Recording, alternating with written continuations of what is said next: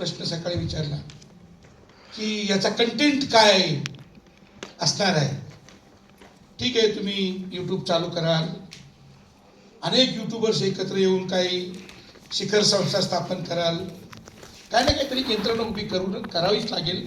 होईल ती चर्चा केल्यानंतर. तुम्ही खूप चांगलं प्रॅक्टिस कराल, तुम्ही चांगला कॅमेरा शिकाल, तुम्ही सगळी टेक्निक सगळी शिकाल, तुम्ही नरेटिव्स कसे निर्माण करायचे ते शिकाल. पण नेमकं आपल्याला त्यातनं बोलायचंय काय, हा कंटेंटचा जो मुद्दा आहे, आशयाचा मुद्दा आहे, तो या चर्चासत्राचा मुद्दा आहे. आणि आपण प्रचंड थकलेलो आहोत. पण तुम्ही पूर्णपणे या विषयाशी बिलकुल तुम्हाला काहीच माहीत नाही असंही नाही. ज्या अर्थी विद्रोही सांस्कृतिक चळवळीशी तुमचा संपर्क आहे, त्या अर्थी तुम्हाला या देशामध्ये सांस्कृतिकदृष्ट्या काय चाललेलं आहे याची बऱ्यापैकी माहिती आहे. आणि म्हणून मी असं ठरवलं की मी बोलण्यापेक्षा मला काही प्रश्न आहेत की जे तुमच्याकडनं मला त्याची उत्तर हवीत. पहिला प्रश्न जो आहे की सांस्कृतिक राजकारण म्हटल्यानंतर जसं की आपण म्हणतो की संसदीय राजकारण, तर संसदीय राजकारण म्हटल्यानंतर एक सरळ आपल्या डोळ्यापुढे संसद येते, इलेक्शन्स येतात, मुख्यमंत्री, काय केंद्रातले मंत्री, प्राईम मिनिस्टर, अशी चित्र जनरल डोळ्यापुढे आपल्या येतं.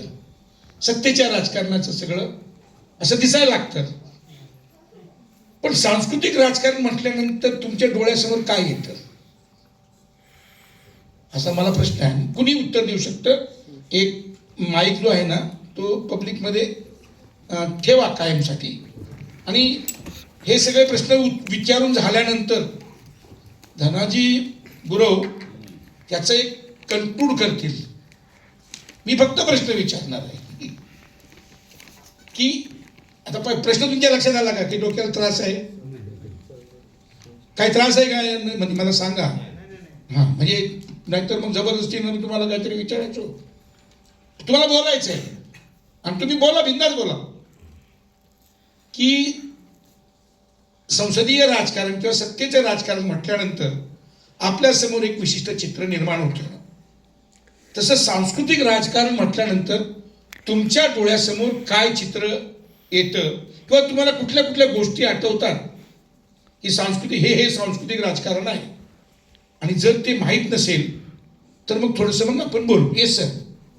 ठोरे, सांस्कृतिक राजकारण म्हटल्यानंतर माझ्या डोळ्यासमोर सर्वप्रथम येतं की गाणी, त्याच्यानंतर नाटक, जन्म, मृत्यू आणि विवाहाचे संस्कार, त्याच्यानंतर येतं जात पंचायत सुद्धा माझ्या डोळ्यासमोर येते. त्याच्यानंतर गावामध्ये गजी नृत्य असेल, गाणी म्हटली जातात, भोंडल्याची गाणी असतात, हादग्याची गाणी असतील, असं आदिवासी नृत्य, काही इतर जे संस्कृतीच्या आधारानं तर वारीची परंपरा आहे, जत्रेमध्ये असणारे जे असतात, असं मला माझ्या डोळ्यासमोर असं चित्र येतं. पुस्तकं येतात आणि शिलालेख, लेण्या, असं मला संस्कृती म्हणजे मला सांस्कृतिक राजकारण किंवा संस्कृती हा शब्द आठल्यानंतर एवढं माझ्या डोळ्यासमोर चटकन आलं. बाकी आणखी कुणी सांगा. हे खूप खूप चांगलं उत्तर दिलंय. Yes sir. सांस्कृतिक राजकारण म्हटल्यानंतर शिवजयंती ही तिथीप्रमाणे साजरी करायची, हे एक त्याच्यामध्ये आहे समजा. त्यानंतर दगडूशेठ हलवाईच्या पुढे समजा स्त्रियांनी समजा काहीतरी ते म्हणायचे मंत्र वगैरे, काहीतरी कोणतरी कार्यक्रम असतो, हे करायचं आणि अशाच पद्धतीनं हे चालू द्यायचं. हे मला असं वाटतं हे सांस्कृतिक राजकारण आहे. Yes sir. मला द्रविडियन चळवळ डोळ्यासमोर येते. सांस्कृतिक राजकारण म्हणलं की पेरियार, आणि असं आपण साऊथमध्ये बघतो की तमिळनाडूमध्ये राजकारण त्या विचारावरती चालतं जे की सांस्कृतिक विचार आहेत, आणि मग इतर गोष्टींचा विचार केला जातो, ते डोक्यात येतं पहिल्यांदा. Yes sir. येस, बोला बोला. पण हे सगळं लक्षात घ्या बरं का, सगळं ऐका नीट. इथं आत्ता सगळेच मुद्दे घेतले, पण त्याच्यानंतर एक मुद्दा वेगळा असा मला सांगावंसं वाटतोय की सांस्कृतिक दहशतवाद कसा असतोय. तर तो खाद्यसंस्कृतीत सुद्धा आहे. म्हणजे तुम्ही हेच खाल्लं पाहिजे, तुम्ही हे खायचं नाही, किंवा आमच्या या सणा दिवशी तुम्ही मांस विक्री करायची नाही, तुम्ही हे करायचं नाही त्या दिवशी. ही सुद्धा एक सांस्कृतिक दहशतवादच आहे हा सुद्धा. येस. आदिवासीवर भटक्यांचे जे देव आहे ते निसर्गाला पूजतात नाही का, तर त्यांचे देव वेगळे आहेत. आणि आत्ता जे प्रचारक म्हणून येतात ते सांगतात हे तुमचे देव, म्हणजे ते आमच्यावर लादण्याचा प्रयत्न करतात. आमचे देव वेगळे, आमचा निसर्ग वेगळा, आणि आमची संस्कृतीच वेगळी आहे. असं हे एक राजकारणचा भाग आहे. त्याला मागं जाऊ दे, त्याला बोलू द्या. महापुरुषांचं दैवतीकरण करणं विविध सिरियलच्या नाटकाच्या माध्यमातून, याला मी सांस्कृतिक दहशतवाद समजतो, सांस्कृतिक राजकारण समजतो.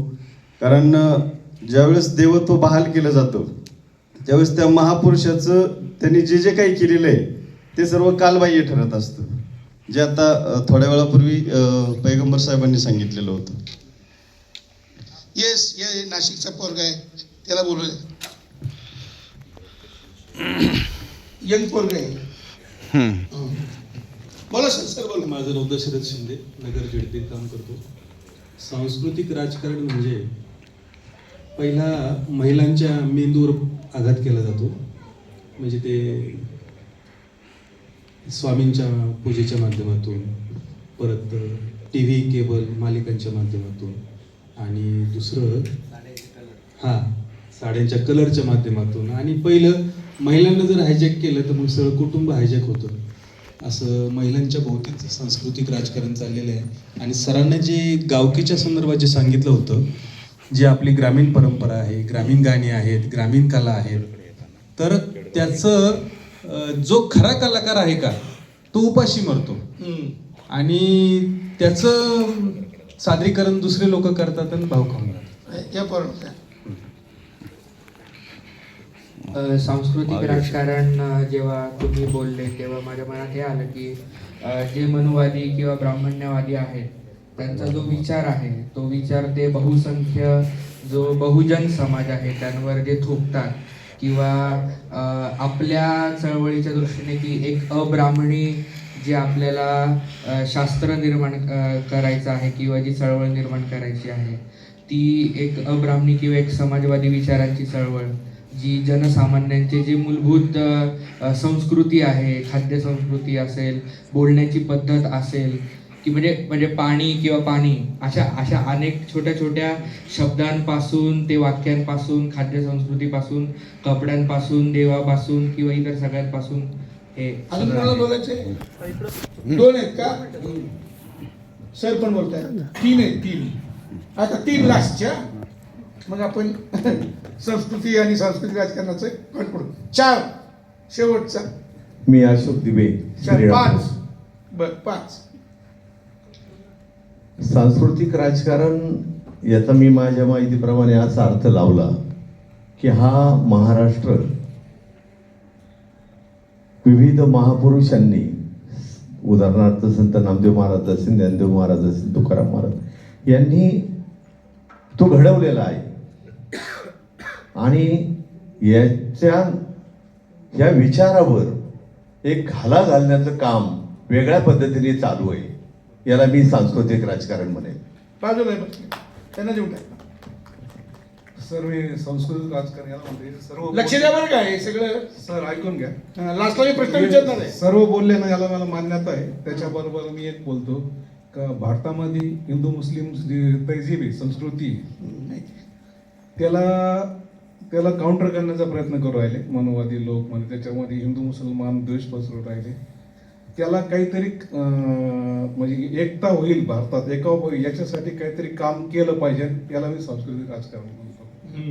आणि तिकडे एक कोणतरी राहिले ना, सर्वस्वी जो खोटा इतिहास आहे, जे मिथकं आहे, त्यांना इतिहास म्हणून सांगणं आणि त्याचं राजकारण करणं हा या सांस्कृतिक राजकारणाचा भाग आहे. आणि निगोवा थेरंगो हे जे आफ्रिकन लिटरेचरचे आपण अथॉरिटी म्हणतो, त्यांनी म्हटलं होतं की त्याच्या साहित्यामध्ये की कोणतेही राष्ट्र त्याच्यावर सैनिक आक्रमण करून त्यांना गुलाम बनवू शकत नाही, तसंच त्याच्या आर्थिक नाड्या दाबून सुद्धा त्याला गुलाम करू शकत नाही. परंतु जर त्यांची जी भाषा आणि संस्कृती आहे त्याचं रोपण जर त्याच्यावर केलं तर आपण त्याला अपरिमित काळापर्यंत गुलाम करू शकतो. आणि त्याचीच प्रचिती विशेषतः बाकीचा जो नागरी समाज आहे त्याचं तर हिंदवीकरण यांनी केलेलंच आहे, पण आदिवासींवर सुद्धा हिंदुत्वाचा कलम हे डांग जे आहे तिथे डांग कुंभमेळा केला जातो आदिवासींसाठी. तसंच आजच्या काळात आपण पाहिलं की त्यांना अलाहाबादला घेऊन गेले गाड्यामध्ये बसून फ्रीमध्ये आदिवासींना. त्याचं जे वनवासीकरण आणि हिंदूकरण या प्रकारे चालू आहे. आपण एक सांस्कृतिक राजकारणाचा सर्वात मोठा भाग आहे. भारत पाटणकरांना द्या आणि नंतर पैगंबर शेख आणि लास्टला तिकडे दोघे कैलास पण आहे का?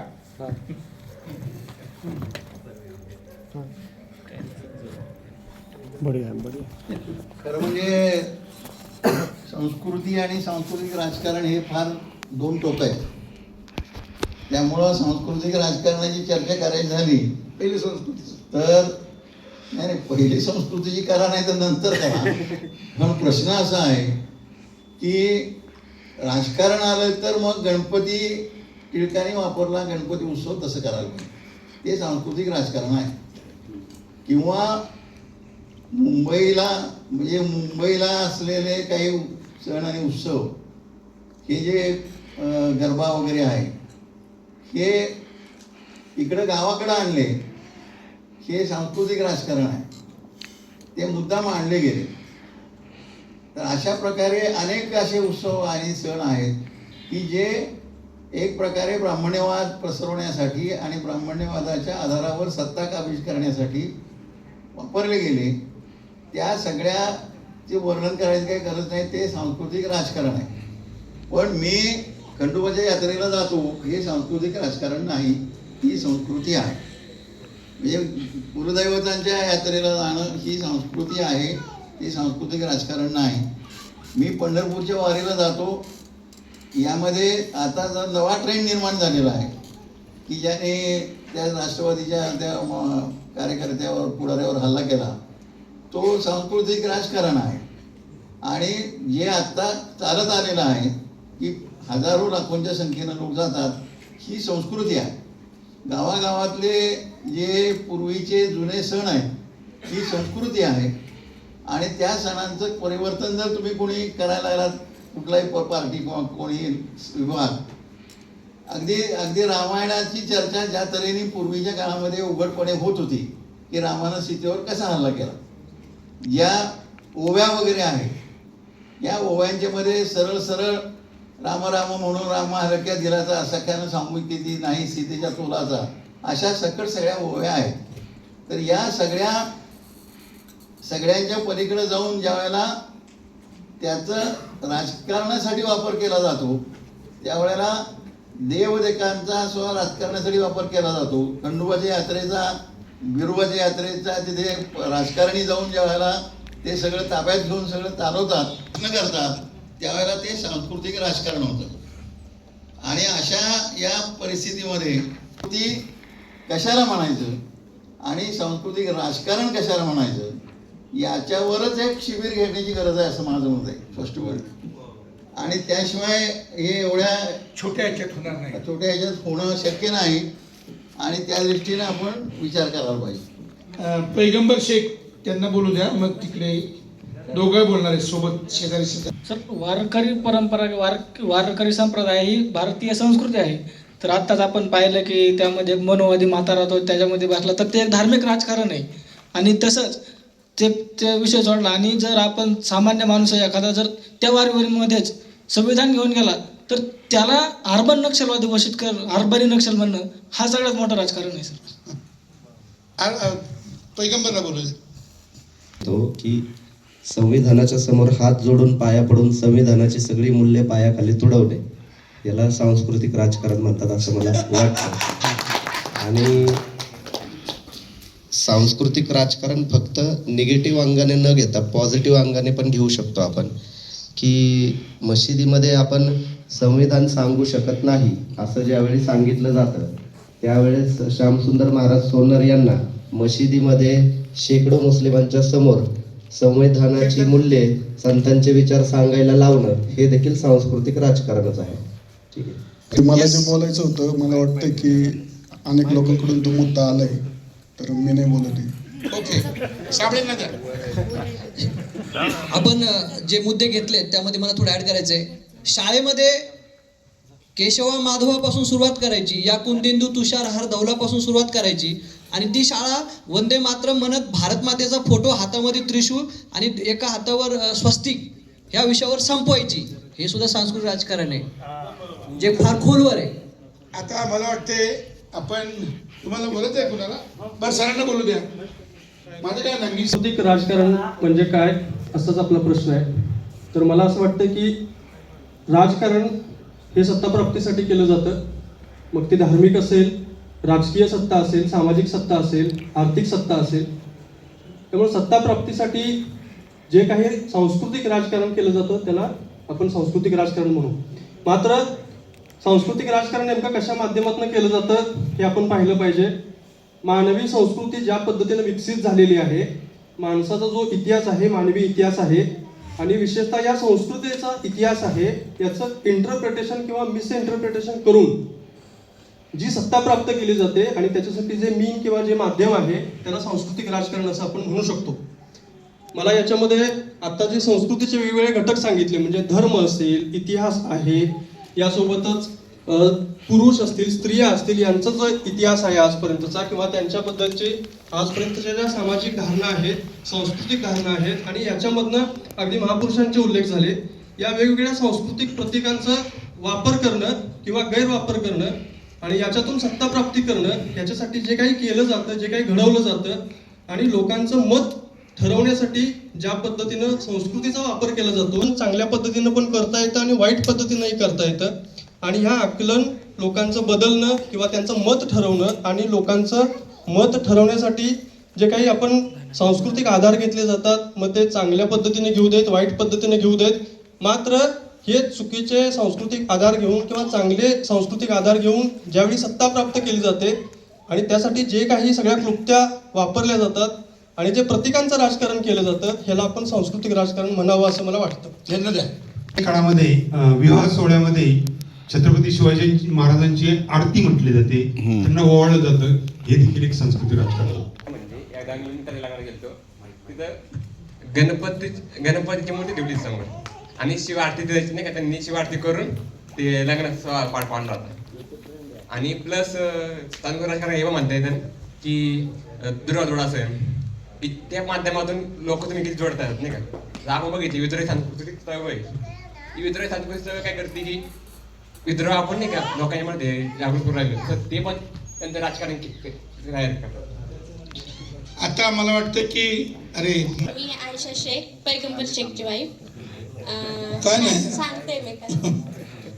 या वर्षी डॉक्टर बाबासाहेब आंबेडकरांची जयंती होती, तर यावेळेस निवद दिला की जयंती ना आरती केली, निवद दिलं, तर त्यांची पण चालू झाली आता हे करायचं.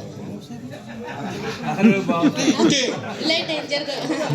आणि समोसे, पेढा आणि आरती, निवद वगैरे ठेवलं, ते या वर्षीपासून चालू झाले. महाआरती झाली, जेवण पण असं त्यांना माहिती आहे ते.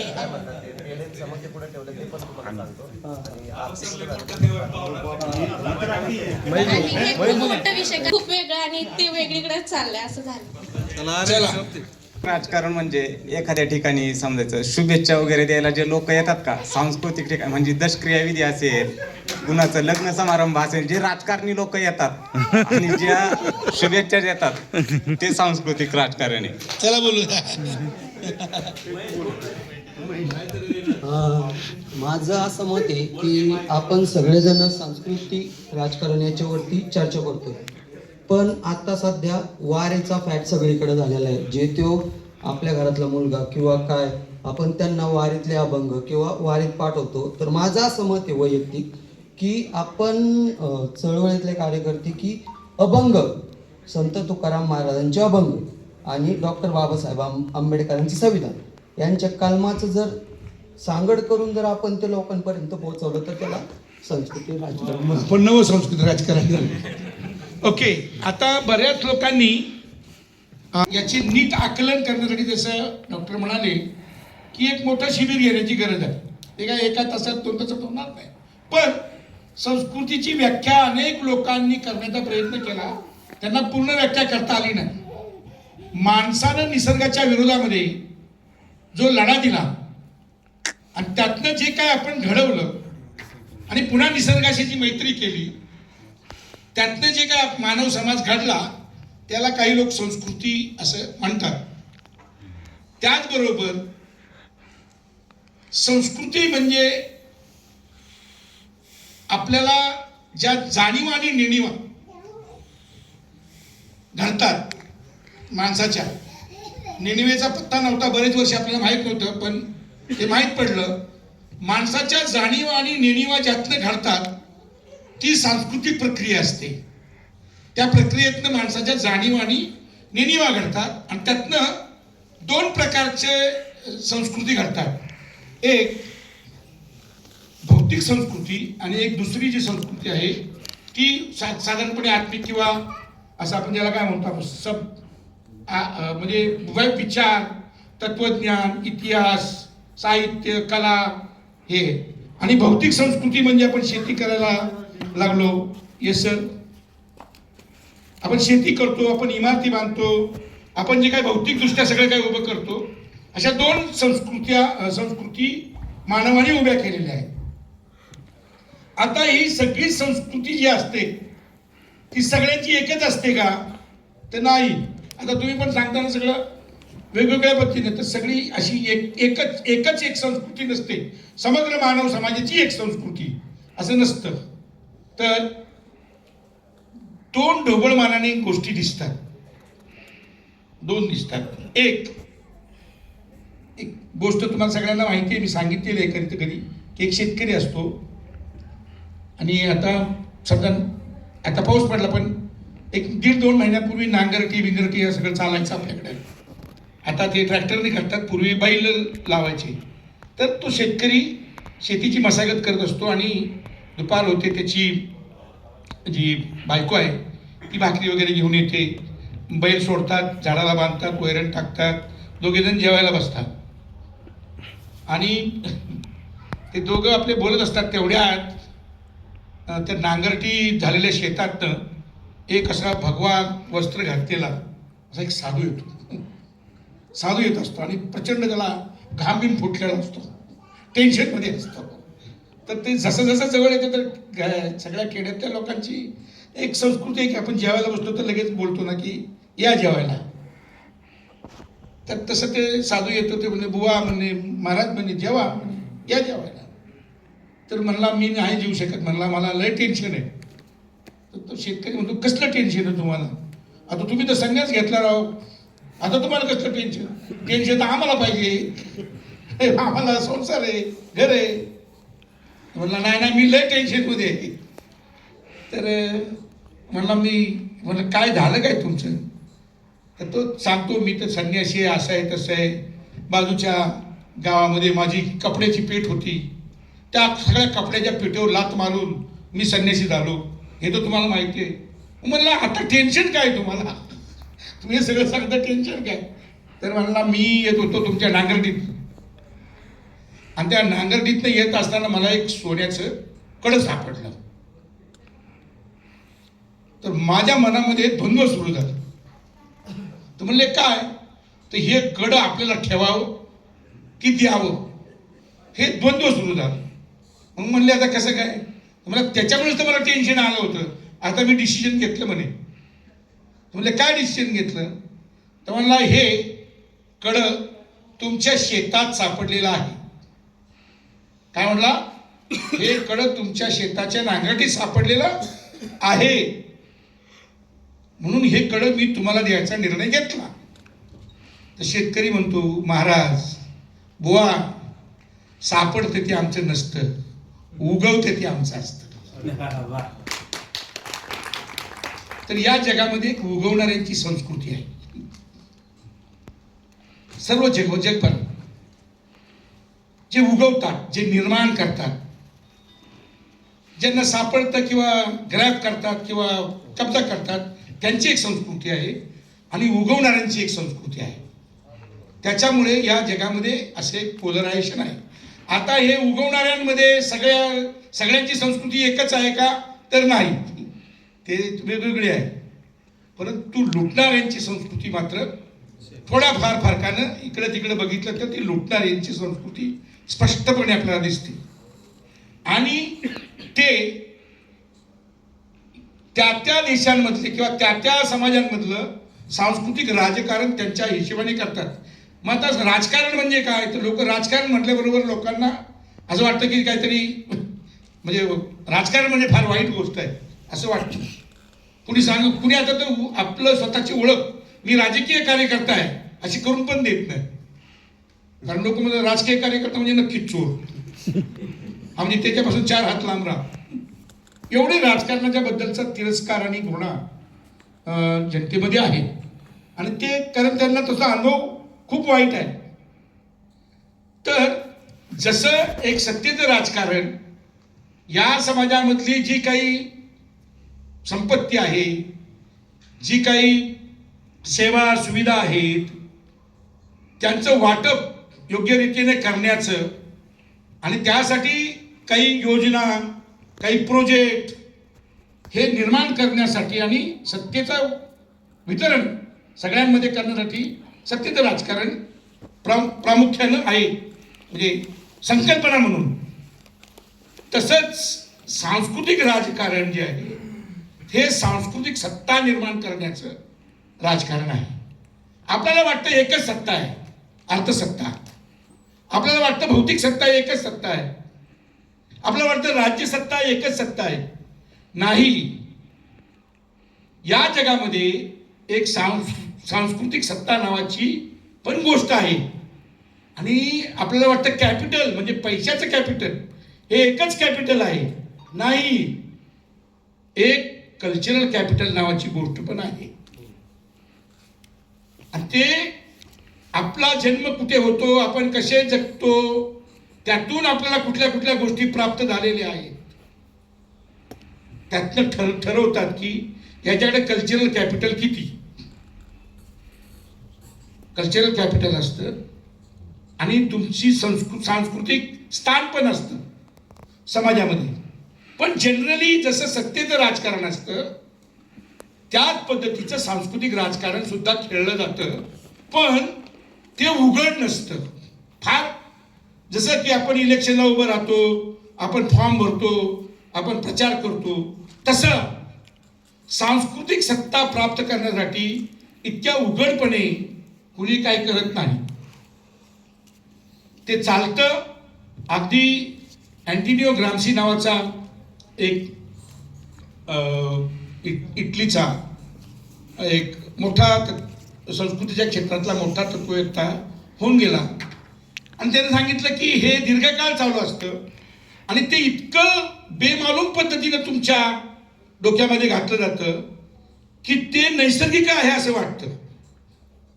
लोकांचा त्याच्यावर विश्वास असा असतो की नैसर्गिक आहे. जसं की समजा आता माणसाला विचारलं की म्हाताऱ्या माणसाला एखाद्या विचारलं की काय बाबा कसं काय चाललेलं आहे, काय बाबा वरच्याच्या हातात, तो डायरेक्ट म्हणतो. आणि ते इतकं नैसर्गिक त्या समोरचा माणूस पण लगेच म्हणतो हा बरोबर आहे, वरच्याच्या हातात आपलं काय हो. इतकं म्हणजे हाडा मसाला खेळलं जातं.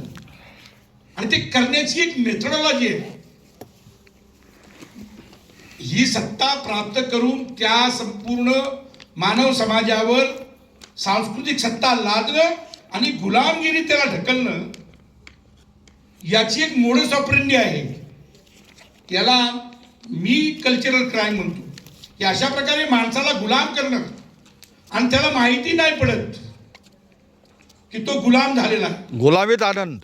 गुलामीचा आनंद त्याला होतो. मधून मधून मी जरा गोष्टी सांगतो त्यामुळे जरा माझं जरा वाढत जातं. हे नेमकं काय कसं केलं जातं. तुम्हाला संस्कृती म्हणजे कळलं.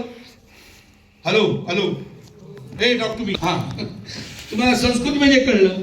आणि ह्या संस्कृतीचा वापर कसा करून राजकारण कसं सांस्कृतिक सत्ता हस्तगत केली जाते किंवा काही मानव समूहांकडून ती हिसकावून घेतली जाते भारतामध्ये बाबासाहेब आंबेडकरांनी आणि फुल्यांनी या बाबतीमध्ये अत्यंत खोलात जाऊन आपलं अस्तित्व कसं चोरीला गेलं, आपले सगळे सण उत्सव, आपले प्रतीक, आपलं खाणं पिणं याच्यावर संपूर्णपणे इनडायरेक्टली जो कब्जा झाला, त्याचं विश्लेषण जगाच्या इतिहासामध्ये सगळ्यात चांगलं अँटोनियो ग्राम्सी हा नवमार्क्सवादी असल्यामुळे त्याचं संपूर्ण इंग्रजीमध्ये लिहिलं त्यामुळे गेलं, पण फुल्यांनी ते मराठीत लिहिलं, ते मोठ्या प्रमाणात ट्रान्सलेट झालं नाही, त्या जागतिक विद्यापीठांमध्ये उशिरा पोचलं. बाबासाहेबांनी संपूर्ण सांस्कृतिक राजकारणाच्या संदर्भातलीच मांडणी केलेली आहे. तर ती कसं ती गुलामीची जी बेडी आहे ती एक युरोप मधलं एक शहर आहे होतं आणि युरोपच्या मध्ययुगीन काळामध्ये तिथं भारतासारखं नव्हतं की म्हणजे अमुक जातीनं अमुकच व्यवसाय करावा आणि त्यातनं पैसे कमावे असं काही नव्हतं. युरोपमध्ये एक होतं सरळ सोट, कोई भी आ जाओ काम करो पैसा कमाओ सेठ बनो. तर त्या सिटीमध्ये तसे लोक यायचे आणि नगरसेठ बनायचे. तर एक लोहार एका खेड्यातनं युरोपच्या एका मोठ्या सिटीमध्ये गेला आणि सिटीमध्ये जाऊन तो लोहार काम करता करता नगरसेठ झाला. आता त्याला सवय काय होती की तो इतके सुंदर वस्तू लोखंडाच्या बनवायच्या की त्याच्या वस्तू लोक बिनदिक्कत घ्यायचे. त्याची एक सवय होती, एखादी वस्तू बनवली की त्याच्यावर तो आपला ठप्पा मारायचा. मग लोक हळूहळू बघायचे, अरे हा त्याचा मार्क आहे का, आहे, विकत घ्यायचे. युरोपमध्ये हे एका बाजूला खूप चांगलं चित्र होतं की कुणी या काम करा आणि श्रीमंत बना. दुसरं एक वाईट चित्र असं होतं की अशा शहरांवर ज्या टोळधाडी यायच्या, म्हणजे भयंकर असे क्रूर टोळ्या, रानटी म्हणून नाही पण तो त्या क्रूर टोळ्या यायच्या आणि संपूर्ण शहर तहेस नहेस करून टाकायच्या. आणि इतक्या क्रूर होत्या त्या की सगळे नगरसेठ पकडायचे आणि त्यांना मग ते मारूनच टाकायचे. बार्बेरियन. तर ही एक त्यातलं वाईट प्रकार होता. तर हा जो नगरसेठ झाला, गरिबीतनं आला, पैसे कमवले, लोखंडाच्या वस्तू बनवल्या, त्याचा एक ट्रेडमार्क तयार झाला, ग्रेट. आणि एक दिवस अशी टोळधाड आली आणि त्यांनी ते नगरसेठ जे आहेत ते 30-40 नगरसेठ पकडले आणि त्यांना त्यांच्या घरातल्या सगळ्या लोकांना, ते क्रूरच होते, मारून टाकलं. आणि त्यांना म्हटलं आता तुम्हाला कडेलोट करणार. सगळे रडायला लागले, म्हणले अरे आमची पोरं वाळ मारली, सगळं धन दौलत सगळी लुटली, आता आम्हाला सोडा ना, आम्ही काय केलं तुमचं. तर त्यांना ते बेड्या बांधून ते घेऊन डोंगरावर जायचं आणि कडेलोट करायचा. आता हे 30-40 लोक ते पकडलेले ते सगळे रडतायत. हा पण नगरसेठ होता, ह्याला पण पकडलेला आहे ना.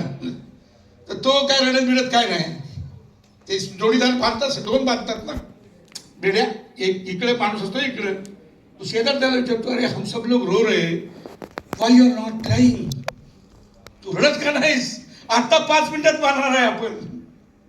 तर तो नुसता त्याच्याकडे बघतो. त्याच्या मनात काय विचार असतो, अरे हे बाकीचे आहेत ना, ह्यांना बेड्या तोडताच येणार नाही, मी तर लोखंडाचा कामगार आहे, मी कारागीर आहे, मी बेडी तोडणार आणि पळणार. आणि त्याला वर घेऊन जातात आणि त्या ढकलणार.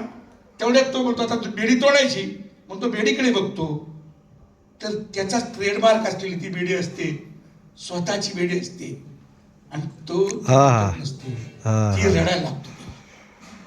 स्वतःची लादलेली गुलामी जी आहे तिच्या विरुद्ध माणसं लढू शकतात, पण स्वीकारलेल्या गुलामीचं काय.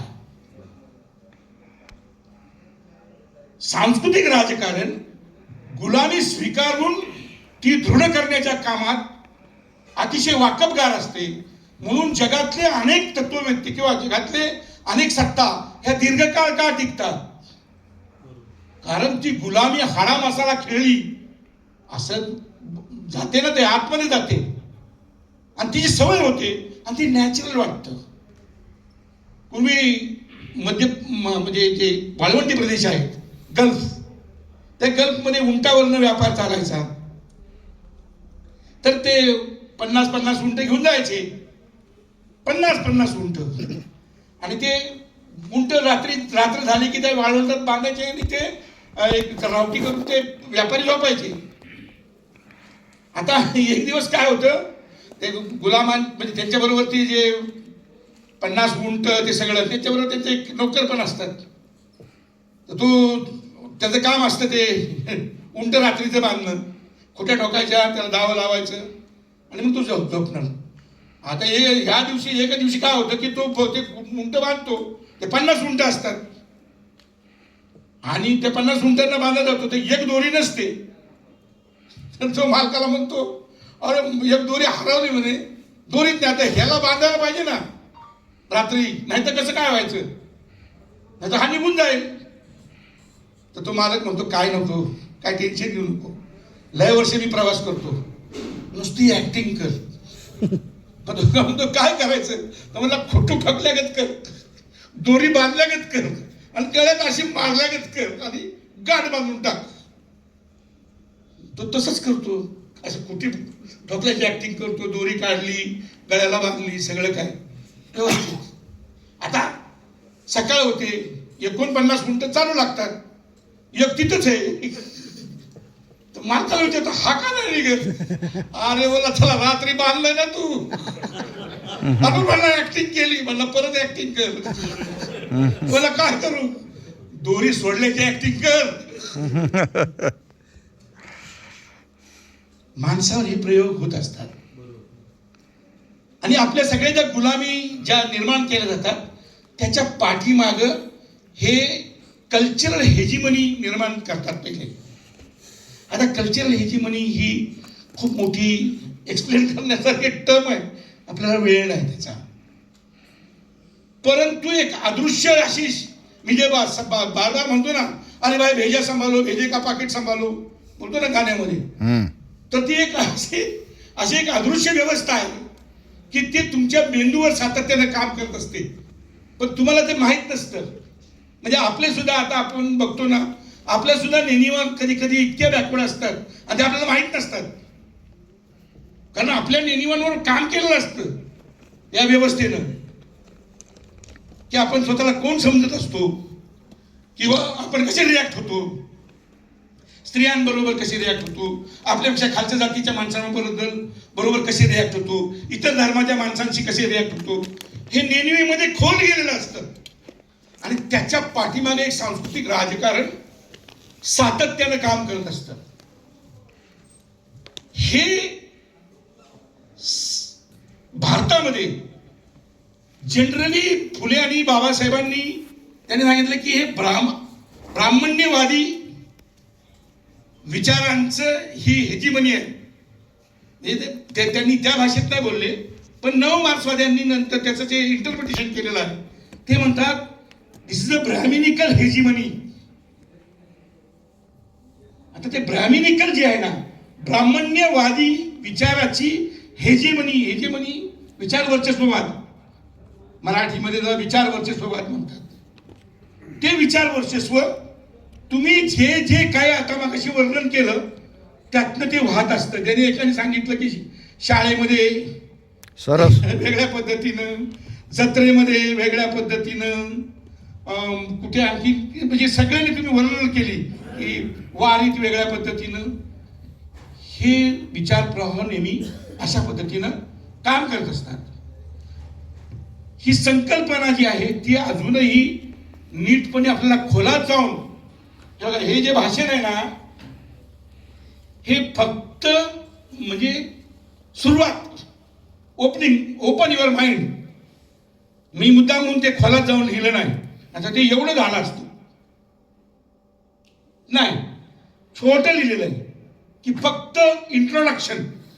भारतीय माणसांना आपण कोणत्या विचार व्यूहाचे, कोणत्या विचार वर्चस्वाचे आपण बळी आहोत याचं नीट आकलन नाही. आपल्याला थोडं बहुत विचार करतो म्हणून आपल्याला कळतं, पण सामान्य माणसाला त्याचं काही देणं घेणं नसतं. आणि म्हणून सत्तेचं राजकारण करणं सोपं आहे. जगामध्ये सत्तेचं राजकारण केलं गेलं, पण सांस्कृतिक राजकारणाचा पाया नसल्यामुळे सत्तेचे बुरुज कोसळले. आणि याची उदाहरणं आहेत. ज्या सत्तेला सांस्कृतिक पाया नसतो ती सत्ता काम करू शकत नाही, ती ढासळली जाऊ शकते.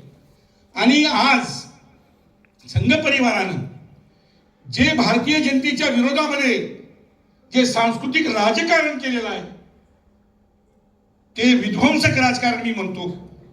एक विधायक सांस्कृतिक राजकारण आहे आणि एक विध्वंसक सांस्कृतिक राजकारण आहे.